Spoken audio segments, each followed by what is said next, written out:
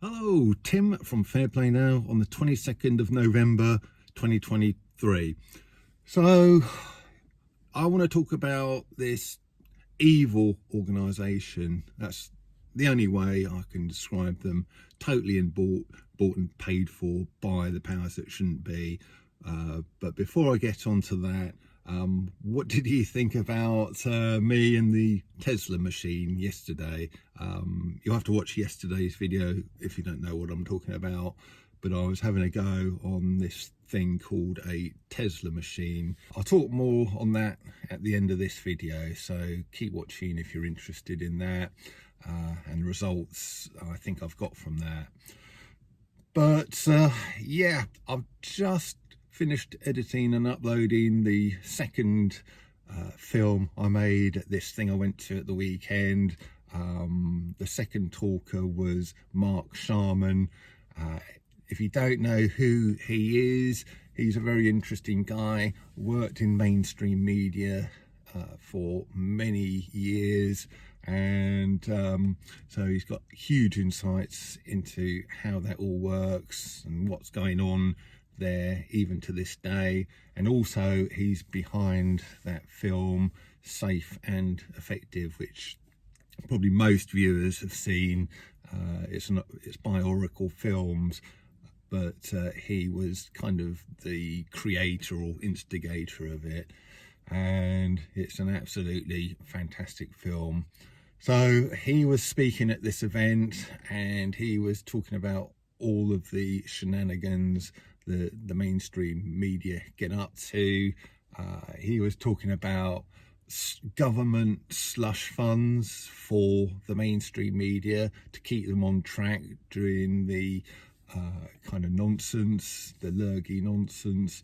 If any of them were sort of starting to wobble and wander off track, the government would pull them in and say, look, you know, we've got this money, you can have it, just keep on the narrative, please.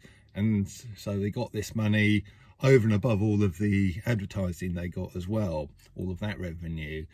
So very much bought and paid for is what Mark was saying about the mainstream media. We kind of knew that. If you didn't know that kind of thing was going on, I can assure you it was, and this is coming pretty much from the horse's mouth, someone who is very much a big part of mainstream media, or at least was before he retired. And then he went on to say that the same kind of trickery that they used for the lurgy is now being used for the whole climate thing. Yeah, so he was saying that there's this organisation called Climate Coverage Now, and their sole purpose is to make sure that the whole climate change thing is pushed as much and as hard as possible. And this is one thing that Mark was saying in his talk, and I couldn't believe this, it kind of blew my mind.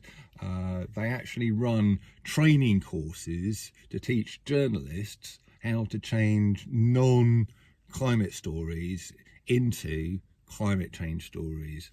So if you're wondering why really pretty much everything is blamed on climate change these days, this is why, this is the reason. So, oh yeah, you know, there's this forest fire, oh yeah, that's down to climate change, that is. And oh, that hurricane there that happened over wherever, oh yeah, that's climate change as well.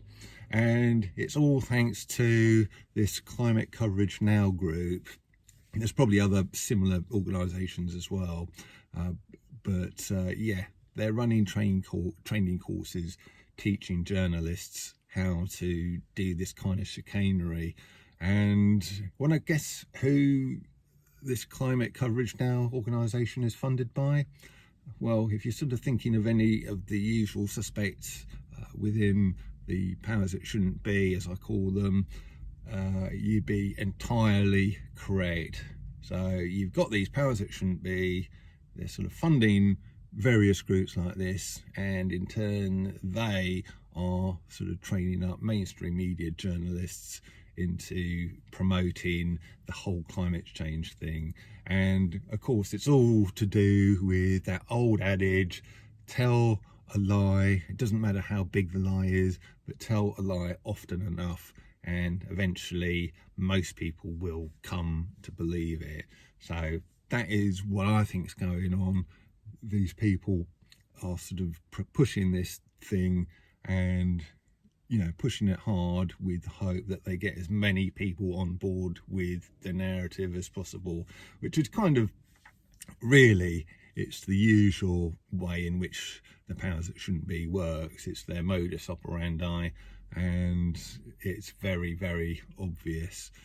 So if you are still under the illusion that mainstream media, whether you're talking about climate change or whether you're talking about the lurgy and everything to do with those things, if you thought you were listening to unbiased, proper, fact-checked news, I've got kind of news for you.